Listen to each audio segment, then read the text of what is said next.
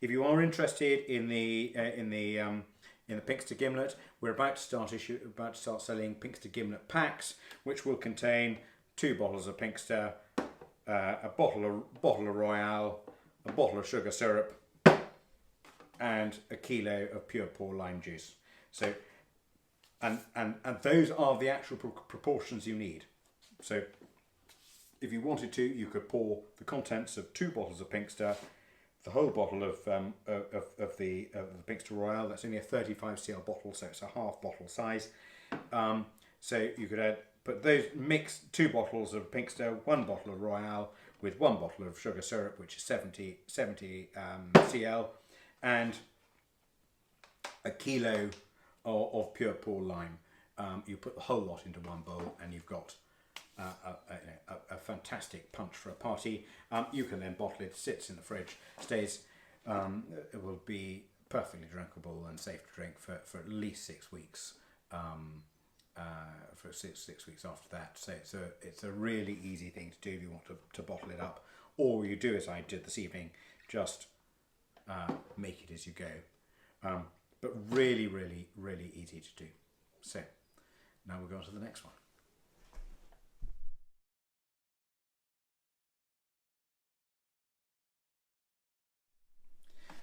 Right, now we're going to move on to Wild Bullets and Quince. This is the sweetest of the drinks you'll taste this evening, and it is a fruit gin liqueur. It's 29.8% ABV, so it's quite strong for a fruit gin liqueur, quite a high ABV, and I make it with Wild Bullets, which I'll come on to in a second, and Quince. Now, most of you will probably know what Quince is. It's a member of the apple family. It's a very, very difficult fruit to work with. It's quite an old-fashioned fruit, and on the continent it's very popular. They turn it in Spain and Portugal. They turn it into membrillo. Over here, people make it into quince cheese and things like that. I think quince is a wonderfully underrated fruit. I've actually always made fruit gin liqueurs. I used to make sloe gin, damson gin, long before I started making Pinkster. And actually it was making those fruit gins that gave me the confidence to start, and false confidence actually, as it felt like after a while. It gave me the confidence to actually to have a go at making my own gin. And so we're gonna taste this. So if you take the lid off, pour a little bit into a glass, and we'll try it neat first of all. Now this actually, will you smell it? You know, there's quite a sort of there are lots of honey notes. We don't actually put honey in it. We do make it with we do add sugar. This is the only our Hedge Prig range are the only gins that we do add sugar to, and but we use good cane sugar. Sugar is a really, really tricky subject. One of the reasons that Fever Tree do so well is because they make it with cane sugar, and that's why I prefer it to most of the other tonic brands, who a lot of them will use cheap industrial sugars. So cane sugar really matters. This, I think, so then if you taste it,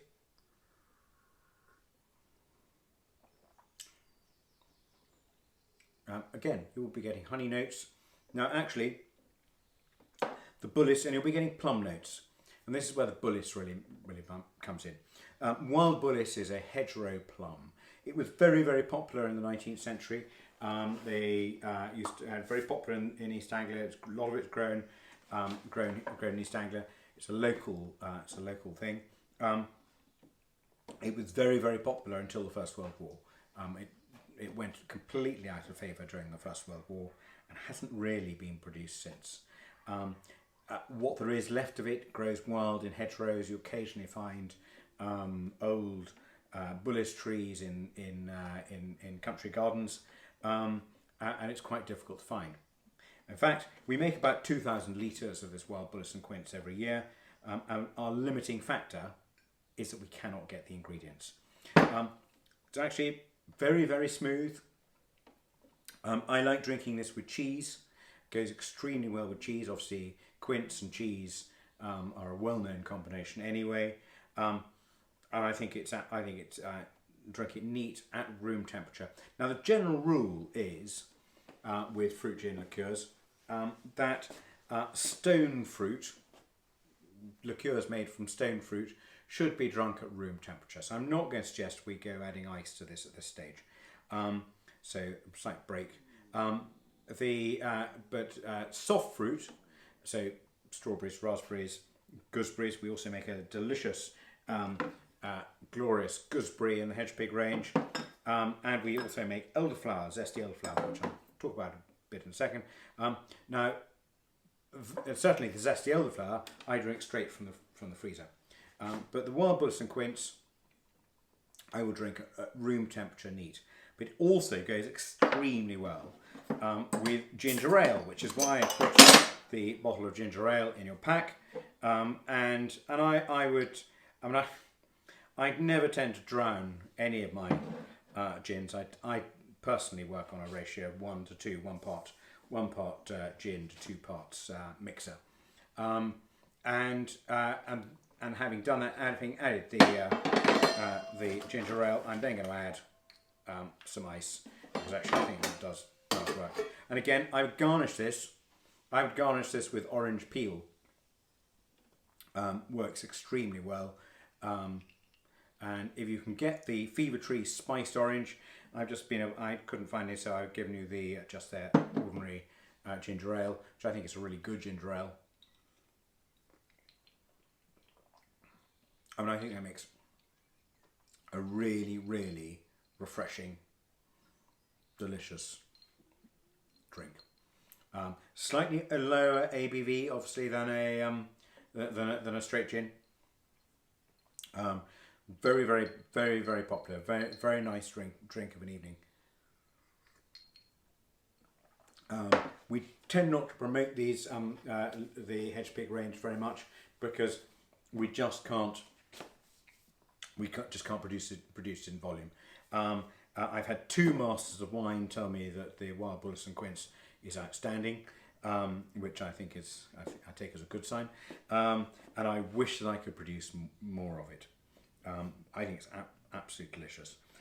The others, as I say, we also have Cambridge Gauge, which is actually quite similar, much more plummy than the wild bullace and quince. Again, really good with cheese. I think of all the hedge pig range as being pudding gins. I'm a firm believer if you tell people when to drink something, they probably will. And a lot of people like liqueurs. Obviously, they've got sugar in them. People like things slightly sweeter, but nobody ever knows quite when to drink it. I have to say, I like drinking them at the end of a meal as a digestif, and I think they all work really well.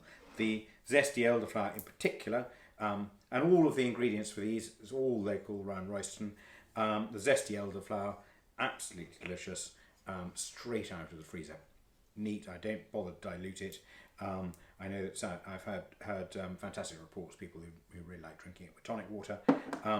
Personally, I drink it straight out of the freezer, neat. Love it. And glorious gooseberry. Most of the gooseberries come from my garden. As I say, all the ingredients actually for everything that we do are all very local. And we try to keep our food miles down. Royston, Cambridge Wines Royston are running taking part in our bottle return scheme. So if you finished a bottle of Pinkster, take it back in, they'll give you a refund. Probably better wait till lockdown's finished before you take them in. But they'll give you a refund of 50p a bottle, or £1 off the next bottle. We then reuse the bottles, and we put them back in, we clean them, put them back into the production line, because reusing is better than recycling. So huge thanks to Kirby and her team for inviting me to do this, and for the logistics of distributing all these packs that have gone out in the last week to everybody. Thank you very much for listening. I think we are going to have a Q&A at the end of this, and we are planning later in the summer when we reopen, when lockdown finishes, we are planning on having a number of open days and things at Newton. So if you're interested, look out for the details. Do come along. I hope you've enjoyed this evening. I hope it's been fun and interesting. Thank you very much.